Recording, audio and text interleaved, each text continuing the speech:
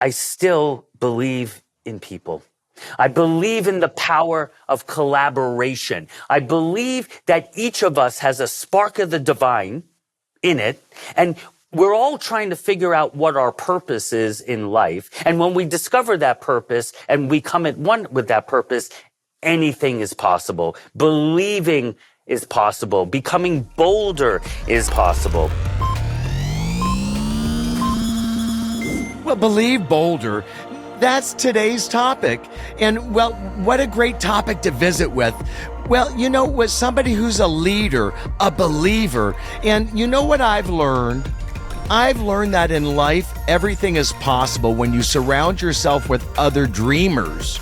And it's hard to unlock a dream when you're asked to do the dream all alone. Today, we're visiting with my dear friend, Scott Hillenbrand. Talk about somebody that unlocks opportunities in life and does it right here in Los Angeles. And so we're going to have so much fun exploring the topic of believing bolder today. And Scott and I did a television segment. Well, I think it's been a couple years ago already.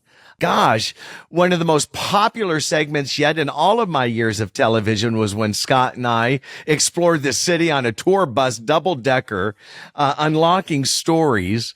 And that led to some really cool things. Somebody had seen our episode from UCLA or USD rather and asked us, USC rather, there we go, there's the university, to come down and speak at the university after seeing that episode. They were so moved. Scott, thank you so much for joining us today. It's an absolute pleasure, as it always is, to join you, Scott, and unlock how to believe and how to dream bigger. Well, isn't that true? And Scott, that's what I love. Here we are on the double-decker bus. You're coming on. We're starting to go down Hollywood.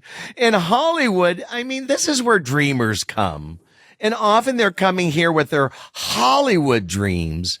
I mean, many of us grow up watching television movies. Of course, we're given the dream, but not everybody has the ability to unlock the dream they came to town with. But you did, and you did it with your brother. Scott, share with, please, if you don't mind, because I just love, that's such a powerful thing that proves that even in Hollywood, literally wherever you are, whatever your fantasy is, of course you can. Everything's possible. Scott, you came to LA with a dream. Because everything is possible, Scott, and you and I share that as a core element of who we are. I came from, I was born in Queens. I grew up on Long Island. I went to high school performing arts in New York City. And then I went on to Northwestern University, where I studied film, directing, film writing, film acting, all those disciplines. The truth about me, Scott, is that I had a dream since I was in third grade. And that dream just grew stronger and stronger and stronger. And how I came to Hollywood is kind of an interesting story, because I graduated Northwestern, people like David Schwimmer from Friends, Dermot Mulroney in my class, having the highest level of training from the most amazing professionals at Northwestern. And I graduated early and I started acting, and that's how I kind of started. And I was working all around the country as an actor and wound up working at some pretty amazing playhouses. And you know how that the story goes that you can't connect the dots going forward, but when you look back on your life, each person that you interacted with affected your direction based on giving you perspective about yourself and being open to that perspective and listening to it. So I was doing a show in Rhode Island. I was actually doing La Cage aux Folles with all Broadway people at a very famous theater called Theater by the Sea, which exists today. And the artistic director walked up to me at the end of the run of the show and said, "Can I give you some perspective on you?" And I said, Sure. I didn't know what was coming, but I was open to listening. And he said, "Scott, I think that you could continue to have a career, which you have as just an actor, but I don't think that you're going to be happy." So I said, "Why don't you think I'm going to be happy?" And he said, "Because I've listened to you and watched you. You got great reviews in your role in the show. I played Jean-Michel. You've been great to have come to the cabaret and sing and entertain people after the show. But I've never met somebody who asks so many questions. Your questions to me: what's the land value of the theater complex? What's the operating cost of the theater? After you're done singing and playing the guitar and entertaining people at the cabaret, you're asking me, what is the profit margin on the alcohol sales and the food sales? Scott, I think that you need to move to Los Angeles, and you need to focus on producing and directing, and you need to control the business end of entertainment, and therefore you'll be able to create your own opportunities when you want to act, who you want to work with. So basically, control your own destiny. Don't wait for someone to tap you on the shoulder with that magic wand and say, I believe in you.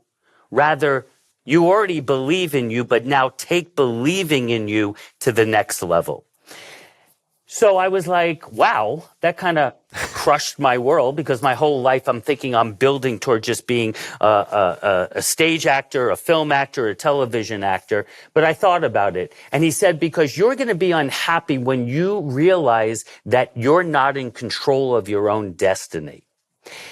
And I think, Scott, for your personality, you have to control your own destiny.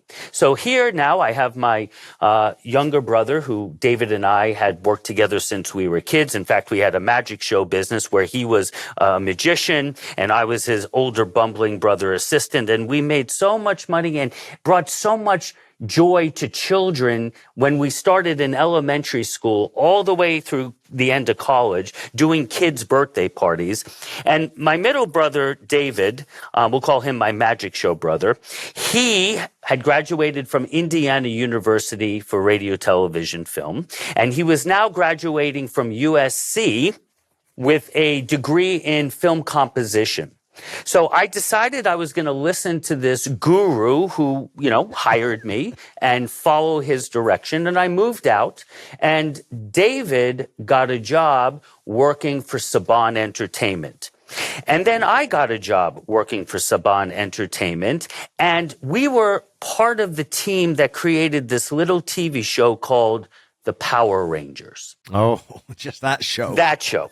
So I wasn't a Power Ranger. I was more behind the scenes doing the voices for the Flower Monster and all kinds of things. And my brother was supervising all the music. And while we were there, we decided that we were going to write our first screenplay that was based loosely on our experiences at working at a corporate entertainment company, but we set it in corporate America. Now, the screenplay came out very good, and I had people at Universal Studios interested in it, but they said, we would give you half the money, but I had to go find the other half of the money.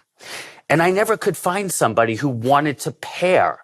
And I often think that we fail our way to success every day, and that we must trust that in failure, there is success. And as it happened, I was driving through Hollywood one day, and I saw this gigantic billboard, and it said, American Express, go see a movie or even make one. And somehow that resonated with me, and I called my dad, my litigation father, and said, Dad, go with me on this idea. What if David and I amassed 45 credit cards and then cash advanced them all in one day for $250,000 and then use that money to make our first movie? And my dad's advice to me, well, if you don't pay back the credit cards, you're going to destroy your credit. But, they're advertising it, so go right ahead. So that's exactly what David and I, my magic show brother, and I did. We amassed 45 credit cards, and in one day in Los Angeles, from Studio City to Tarzana, 3 cards per bank, we cashed out $250,000. Wow. We put that money in a production account. My parents had moved from Long Island to Florida because my dad moved his law firm there, and we used his law firm at nights and on weekends, which was right on Key Biscayne Bay as a filming location. We used all their friends' stuff, their little boat, their houses, their backyards, and we produced and directed, and I starred in, and David wrote the music to our first movie. And that movie wound up being considered actually by a major studio. And in the end, if we had gotten the pickup from Fine Line Studios, I might have become the next Brothers McMullen and risen really quickly in the entertainment field. But that they chose Feeling Minnesota, starring Keanu Reeves, and I understand why they chose that film and not mine. But what we did is we actually won all these film festivals around the country. We wound up closing all the business. So you see what I'm saying? The guru back then said, control the business. We closed the distribution deals for the film ourselves. It became one of the top independent video picks of 1994 going into 95. And through the meeting of the film festivals, we met 12 investors who put up $550,000. And we made our second movie that we wrote, produced, and directed called King Cobra. And then that movie in 1997 going into 98 was one of two independent movies that got $1 million advance from a studio. We were at the Sundance Film Festival, and the other film was The Blair Witch Project, which got $1 million advance, and we got $1 million advance. And now King Cobra was super profitable in 11 months. We returned our investors' money. And now we're developing a hedge fund. So that is really the launch of believing so strongly in my ability, not having any fear of failure. Because I think, Scott, would you agree that the biggest thing in life that we all battle with at times, even the most successful people, is overcoming fear? Oh, absolutely. 100%. And if we can overcome fear because we're not afraid of failing, because you know what? Every great leader, every great business fails. We fail. But failing is not the way we think about it. Failing is just the road on the way to success. And you have to trust in yourself. Well, that's so beautifully said, right? Because I like to think there really aren't any failures. They're experiences. And how can an experience be a failure? Failure is when we die and we don't get no more experiences. Failure doesn't mean that what we wanted didn't work. You just readjust. Similar to what you said, you just stay on the path. It's a path. But I really do believe that life is about experiences and it's about unlocking them. But it's hard to unlock something new if you don't dream it up first. And you're proof, Scott, of what I just said earlier about the importance of surrounding yourself with like-minded dreamers. For you, it was back in Rhode Island, and there you were surrounding yourself in the arts, in the place of passion. And then invitations came through that. Why? Because you were there. And that's part of the magic, is to create our dreams and then find other like-minded dreamers and get in the pool and swim with them and find out where you can go. But how do you get it together when you're not jumping in the pool? Scott, I just love it. And you continued, Scott. It was beyond one of those top 90s films that you created. There was even more. Well, you know what? I appreciate you saying that, since you do know my journey a bit. Oh, yes. The one thing I wanted to say and make a statement about, to put a button on it, is we must all trust in failure. And we should redefine, as you said, the meaning of failure, because failure is only a stepping stone to success. And if you do not surround yourself with quality people and you do not manifest, look, I'm a big believer in quantum physics and the laws of attraction and manifestation, and that you dream it in your head, but you don't live in the dream. You must take the dream and put it into action. So one other story I'm going to tell you, and please. After making 3 movies now, because we made 2 horror creature movies, I told my brother David that I didn't want to come to the office anymore and think about how we were killing people and what the creature was. And I wanted to make a comedy because I wanted to see if we could make people laugh. Because making people laugh, when you break down the science of making people scared or making people cry, making people laugh is probably the hardest discipline in all of plays and film and television. But I decided in my head, why I decided it, I didn't know. I just kind of went with my instinct that I was going to make a comedy. So one day, here I am in Sherman Oaks, California, in my mid-20s, and I walk into a Hollywood video. I know we all remember the day when there was Blockbusters and Hollywood videos. Oh, yes. And I walked in just to rent some DVDs for my own enjoyment. And sitting behind the counter, there were these two young guys. And when I walked in, they looked at me and said, "Hey, wow, you're Scott Hillenbrand. You're the creator, the director and producer of King Cobra and Piñata Survival Island. We love your movies. We just graduated from college in Minnesota. We're screenwriters. We moved here. And would you be kind enough to read our scripts?" Wow. Of course, I said yes. I handed them my card. Now, you might say I discovered them or they discovered me. But the truth is, these two guys today are the ones who created Sonic and the Hedgehog movies. Wow. Wow. They did 4 movies for me, and they gave me a whole bunch of their scripts. And they had written a screenplay called A College Sex Comedy. And what it really was a Molière, who's a French playwright, Shakespearean type of farce, traditional farce, with 20-year-olds set in a college dormitory 4 days before Christmas break. Clearly, in the American Pie genre, which had just exploded and hit the zeitgeist of the world and became super successful, but also clearly something very fresh and very original. What happened was I bought the screenplay for them from $5,000. I hired them to work on it with me and my brother.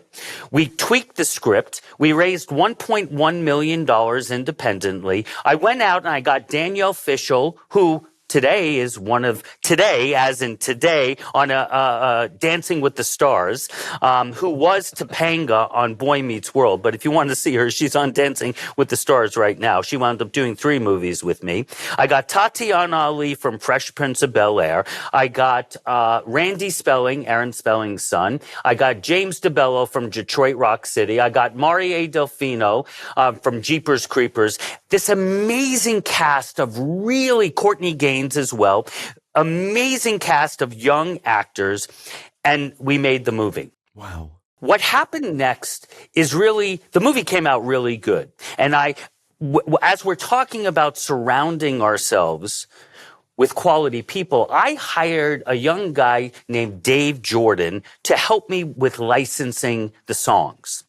So Dave Jordan today, just like Worm Miller and Pat Casey created Sonic and the Hedgehog, Dave Jordan today is the music supervisor of Wolverine versus Deadpool, of Mission Impossible. Okay, but we're all young, 20-ish-year-old guys and figuring it all out. So Dave says to me, "I heard the National Lampoon brand just got bought by a bunch of real estate guys from Indiana.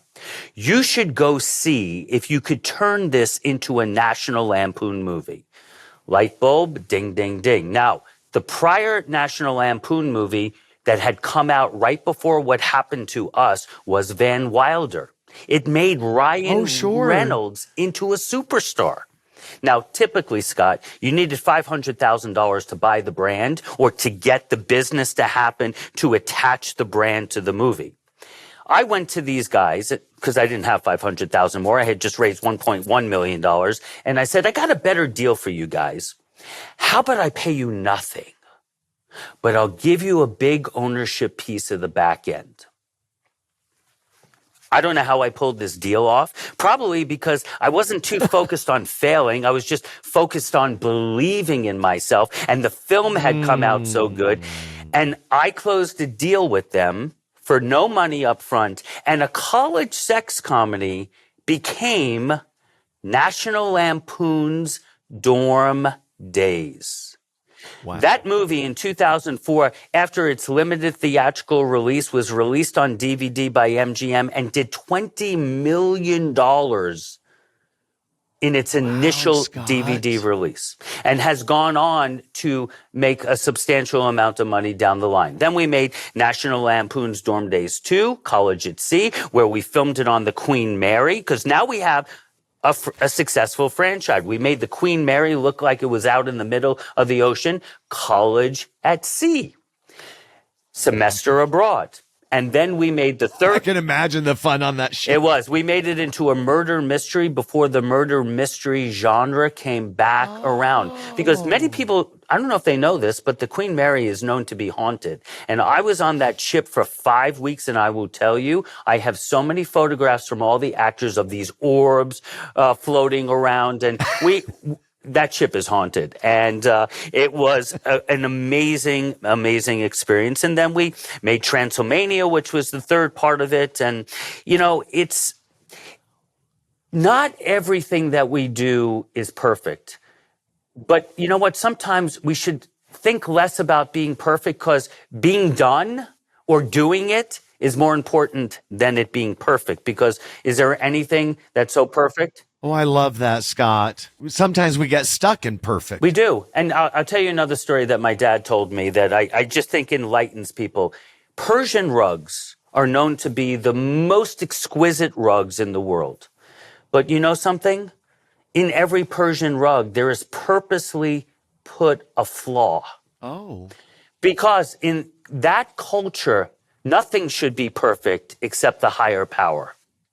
And so every Persian rug has a flaw purposely put in it. So, you know, my brother David coins lots of really good phrases. And recently he coined this phrase, well, it's either done. Well, if it's not done, it's either, how did he say it? It's either done or it's either not done or it's perfect. So kind of the idea that, well, if it's not done and you're working on something, then it's not done. Because when it's done, it'll be great and it'll be perfect in whatever the expression of what that is. But, you know, often in life, sometimes people get stuck with, you know, the perfection part of it. Sometimes we just have to put things into action, do them, and trust them. Because if we go with the idea of the Persian rug, is there a perfect song? Is there a perfect movie? Is there a perfect transaction? Nothing is truly perfect. I don't even know the color of perfect. No, we can all raise our bar and shoot for what perfection is in our mind. But the most important thing that I've learned at age 59 in my life is being of service to people. And when I say that as a filmmaker, I felt I was always being of service because that's why I did it. I wanted to see if I could be of service of making people laugh, making people cry, making people have a perspective or gain a perspective about their own lives. That's the passion behind why I did what I did and why I continue to look for entertainment projects that might inspire the world. But whether you're doing real estate, whether you're doing mergers and acquisitions, we're trying to be of service. And that is the greatest gift that we can give to the world, of being of service in some kind of way, whatever we're working on. I love how you speak so often, Scott. There is something you had shared with me a while ago that stuck with me so strongly, and I doubt I'll ever forget it. Now, I don't remember verbatim, but I'll tell you what I remember. I remember the flavor. And the flavor that I love is that every day and every part of the life we're living, we're just writing the chapters in the book of ourselves. And that they're chapters. And who's to say we can't write the new chapter next that has us something doing differently? And you did that. You left the industry of sorts and you came and created a significance in real estate. Would you allow us? Can we explore together just a little bit of what that means? Because I think for many of us, we get into the role of who we've become because we're just becoming that. We're really good at it. But what about those other inner tuggings in life? And how do you allow the other inner tugging to pull you out of such a successful career of Hollywood and move that into the same, well, not the same. They're wickedly significant in both, but your level of significance in real estate and growth is wow in one of the most competitive cities, Scott. Can we explore that a little bit? Absolutely. But I'm going to start what I'm going to say with expressing gratitude to you, because in addition to creating all this amazing content that you have done and invited me to participate, because your podcast, I listen to all of them because I find inspiration in them. And I'm just going to make a quick nod because you also are an industry leader in the mortgage area. And in my own life, because you and I met, you helped me achieve purchasing properties in a very unique way based on a need that I had. And you unlocked hope, desire, and created the action plan for me to achieve my personal real estate goals that are separate from being a leader of other people in real estate. And I just wanted to say on this podcast that you're brilliant, you're kind, you're a great listener, because really in business, it's all, whatever business we're in, if I could share the one thing that is the most important thing, it's relationships. And really being able to listen empathetically so you make the other person feel truly understood. Because having tactical empathy is the art of making people feel heard and understood. And I am going to give you a nod because in a professional sense, you helped me unlock what I needed to unlock personally in some real estate dealings that we had. So, you know why? Because you're brilliant. You are, because you have worked your life to create a mortgage business that is highly successful, that, again, you're of service to so many people because you've become a master of what you do. So my journey in real estate is very interesting. You know, I got an opportunity, or I was asked by somebody to get my real estate license, and I wound up doing it. And I realized that real estate is very similar to entertainment. I'll tell you why. In real estate, we have a house, we have an apartment building, we have a duplex, we have a piece of dirt, okay? How that translates in entertainment is you have an idea, which might be the dirt. Yeah. Then you create some architectural plans, which becomes the screenplay. Then you put all the elements together and you build the house or the apartment building. Now you have the content, the movie, the TV show. And then you monetize the content, whether it's a house, apartment building, or a feature film or a television show, and you mastermind that for what you need to accomplish in the business of controlling the business and selling it for the best possible return for the people who have put their money up. So the two fields are very similar. And what I realized in terms of when I was asked, which at first when I was asked to go into leadership in real estate, I was like, why would I want to do that?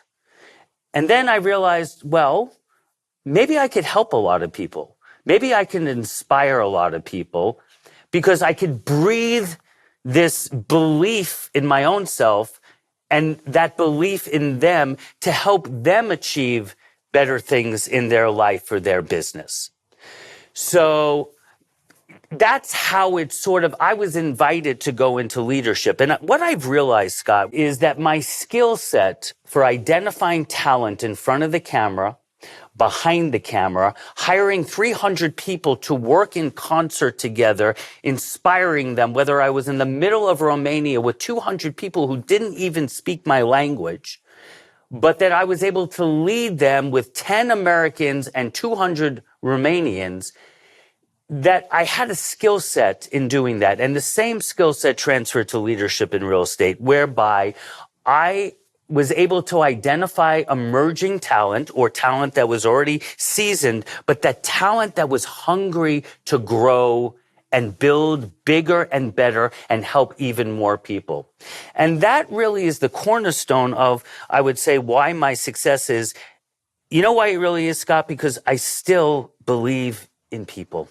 I believe in the power of collaboration. I believe that each of us has a spark of the divine in it, and we're all trying to figure out what our purpose is in life. And when we discover that purpose and we come at one with that purpose, anything is possible. Believing is possible. Becoming bolder is impossible. And that is how I've been able to go from managing 3 Coldwell Banker offices.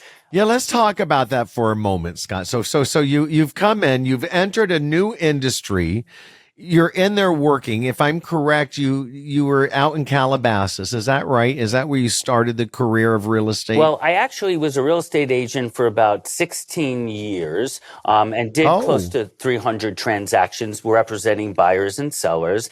And then I was given the opportunity to manage the Coldwell Banker Studio City office, which then, after in 10 months, became #1 in the country for growth and leadership. Well, that's why I don't want to skip over this. I know it's familiar to you, but it's okay. You know, here's what I've learned. It's fun to have a dream and to see others to do it, but it's hard to visualize ourselves unless we see somebody we know doing it. Then it's easier.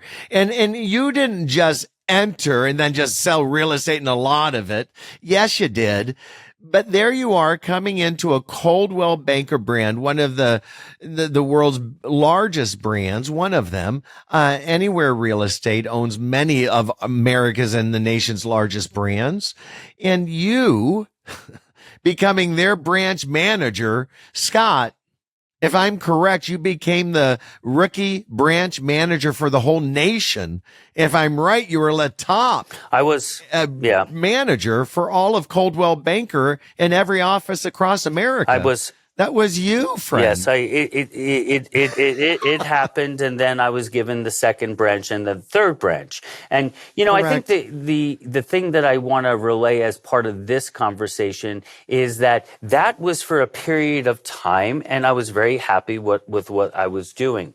And then as I was looking at it, somehow I felt that I could help people in a slightly different way. And I got an opportunity to go to work with Harma Hartouni, who most everyone knows in our business in Los Angeles, as a true leader. A true leader in our business. And he had started a new company that was born out of his Keller Williams franchises. And he created Equity Union about 3 years ago.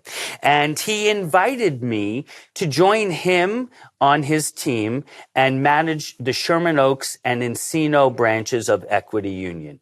And for me, it was a very exciting opportunity because instead of working for a publicly traded company where there were layers and layers of people to get to the people who were running the company, I now had an opportunity to work side by side with the owner of Equity Union, who was very interested in working with me. And it was highly interesting because we knew some similar people in our industry. So we felt like we knew a lot about each other. And I have to say, it's been a year and 1 month of working for Equity Union, and this is what we're saying about, hey, we can't connect the dots going forward. We can only look back and go, well, I had to accept the invitation, or I didn't have to. I chose to accept the invitation to go into leadership with Coldwell Banker. And then I chose to come to work at Equity Union. And for me and my personality, because of my journey, I like working with a privately held company. I like being able to know for sure that my voice is being heard and that I'm being trusted with developing and growing this company. And Scott, I got to tell you, it was a recent stat that in the country, in the last 3 years, Equity Union is ranked number 1 in California for the fastest growing real estate company in the country. So number 1 in Los Angeles and number 4 in the whole country, which for me, I guess I'm highly interested in growing. I like growing something new, and it comes back to what you said, Scott. It's about aligning yourself with people whose vision for what they're trying to accomplish is aligned with your vision. Because Harma's vision for this company, and I was part of a very special company when I was an agent and I was first starting out, called the John Arrow Group. And we started with 45 people, and we grew that, people like Craig Strong, Aaron Kerman, J.B. Fung, Tracy Doe, Susan Andrews, lots of very high-level successful people who back then were just building their businesses and weren't who they are today with what they've accomplished. And there was something about that company that I really liked. And the closest thing and the next level up for me of that company is Equity Union, because the mission statement of Equity Union is our agents are our clients. And our job is to give our agents outstanding customer support so they can go out and give their buyers and sellers outstanding customer support. You see, the theme of some of what we're talking about is we all are being of service to others and helping others achieve their dreams. And Scott, I love it. And you've said so much, and I know so much. I'm filling in the lines that weren't verbally said because I know what they are, but our listeners don't. So Scott, share with me, please, your growth. How do you become a manager, one of the biggest global brands that exist, and become their top rookie manager in the whole nation? What is that measured on? It's measured on growth, bringing in great talent into the brand and family. And I think many companies, Scott, no matter what we're doing in the business we're in, that have growth-minded thoughts are out there looking to attract great talent to support their dreams and visions. You're doing it on a very high level. You did it with your work. You just shared with us what happened in Romania, and you're with all of these Romanians and then 10 Americans and you do it. You orchestrate, you attract, you inspire on the regular. And there are many people out there trying to recruit, to build, to grow. May I ask if you could give our listeners 3 specific tips, Scott, please, of what they can do to invite a higher level of conversion with great talent they're trying to find. What would be a owner or an entrepreneur? You're an expert level at it, a very high level. What are some of the tools, Scott, that you're using, your top 3 that allow you to be heard, allow you to have great conversations, and then create the invitations that get people to come in? Because it's one thing to invite, but what good is an invitation if nobody RSVPs? So you get to the RSVP on top of it. Scott, can you give us just some really core pieces? Because I think that's one of the biggest challenges in life to dreamers and entrepreneurs. How do we really attract other of those like-minded people of whatever we're in love with? Right now, I know for you it's real estate, but it applies to any topic. That is a great question, Scott. And the core number 1 thing I would say, and obviously this is coming from me, so it's authentic to me, I cannot share and attract talent to something that I don't authentically believe in. So if it was in the film industry about raising money and believing in the product and the film or the TV show that I was wanting to do, I was all in the belief that it was something of value.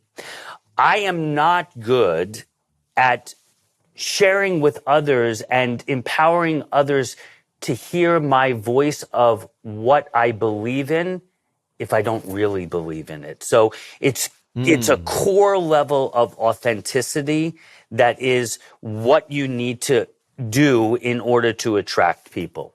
Authenticity. Number one, authentic passion. Live in your authentic passion, and your authenticity can break through loud noises in the world. I love it. Scott, that's number one. What's number two, Scott? Number two is developing relationships with no expectation that those relationships might pay off right away. If you're focused on the outcome instead of loving the process, you're going to find yourself in frustration. I love people. I do. I would say one of my new words for this year is curiosity. I love being curious. The way I do it is I kind of, when I meet people, I say to them, and, I'm searching for people in our industry that I'm already pre-qualifying based on their reputation, based on, whether or not I ever worked with them or somebody I know has worked with them. So the most important thing for me is, and people laugh when I meet with them and I say, I want you to tell me your story. Everything is about all of our stories. So I say to them, as if you were Batman or Batgirl, take off the mask and I want to hear your origin story. Where were you born? If you came from another country, what was that like? Where did you do your schooling? What were you passionate about in your life? Are you still passionate about that? Where did you go to college? What is your relationship was with your parents? And do you have brothers or sisters? Did you move here from Texas and have only been here for I need to be a great leader and a great coach to people to know their whole story. Because really in all of this, it's not about me. Yes, it's a little bit about me because people have to believe in what I'm saying, that it's authentic and that I have their best interest at heart, that it really isn't about me. Because for me, I come to work every day to be a blessing to other people. That is my mission statement every day. So the first part of attracting talent, one is doing the research and being able to identify who might be the talent, but then it's really about building a relationship with those people and getting to know them and seeing whether or not there's actually a synergy. Because when I meet people, there's two parts. Who are you? Who am I? What's working for you in your business? What's not working for you? And how can I be of help? And how can the company that I've aligned myself with, the leadership that I've aligned myself, come together and wrap our arms around you and your business and help you take it to the next level? Number two, no expectations and curiosity. And you heard Scott say multiple things that further support that. You know what I heard a lot in that, Scott? And that's the magic. Please. And that's why I want to break these down to three actual parts. And by the way, I think I know number three, but I'm not going to say. I want to see if I'm right. But no expectations, curiosity. What do I love about that? Because I think often when we approach things that we want in life, we're thinking about what we want instead of allowing ourselves to be experiencing what the person we're interacting with wants. And that's exactly what you said. You focus on them and getting to understand who they are. And through that, you become, well, I think in life, our favorite topic is ourselves. And to have somebody who really cares to learn about us is the beginning of a relationship. And then and having no expectations means that you're not in there saying, oh my God. And inner thought is going to instigate the words that come out. And if your inner thought is the expectation they have to sign with me, well, whatever you're going to talk about or do is going to have that flavor in it. But you go in there without any expectations. And who are you? And I love it, Scott. Scott, number three. Number 3. So we have authenticity as number 1. You come authentically and you have no expectations. You work through curiosity space. What's number 3, Scott? Consistency and persistency. Mm. I meet so many people. I'm thinking about one particular person who I didn't know personally. I had never done a transaction with them, but I went to visit them at their open house and I got to know them. And I was told that they were never going to leave where they were, that they were happy. And honestly, authentically, I say, I'm happy that you're happy. I'm happy to be cheering you from the sidelines because you're bringing so much great service to buyers and sellers and our community.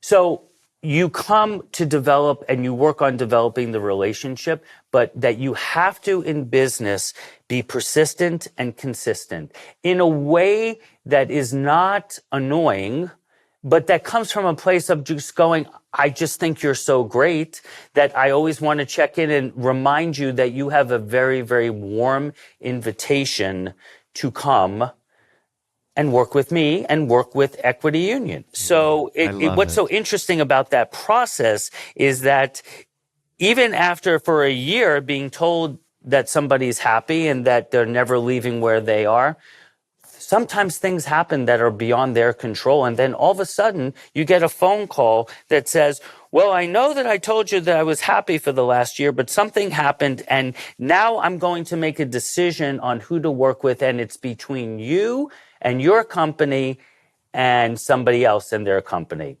And it's in those moments that you go, that is an honor and a privilege. Because what we say is that if an agent chooses to come work with Equity Union, it's an honor and a privilege of us, of me, to be of service to you and help you build your business. So that doesn't happen unless, as you know, people who know me look at my book. I mean, sometimes I'm a little less of a technology person of putting everything into a computer because I'm a little more old-fashioned or traditional paper and pen. But, you know, you write notes and you really care, and you're not really caring to pretend to really care. You're really caring about those other human beings out there and that their families are doing well and that their business is thriving. And by being persistent and having consistency in follow-up, in just being a good person and helping other people, I think that's the solid, I think, number 3. I love it. That was not my guess, FYI. That's why I love that you answered it, because you're the expert. My guess was going to be, and I love yours much better than mine. Mine was, I thought you were going to say the invitation itself. Inviting. Sometimes we meet and do, but we forget the invitation. To invite them, to let them know we'd love more. Yeah. Well, it sort of is in there, Scott, because in being persistent and having consistency. Oh, that's true. What you're doing every single time is reminding them that they have a warm invitation to join this group of people, this company, this culture. And if they would like to accept that invitation, then that's when people. So the consistency, persistence, that in fact is a warm invitational. It's basically, of course it is. I love it. It's putting a warm invitation into constant action. I love this. I knew today was going to be extra special. Why can't podcasts be 2 hours? Well, oh my goodness, you can find out so much more. And for those listening, Scott and I recorded a podcast. The most popular one that I ever had in that entire series was with Scott and I.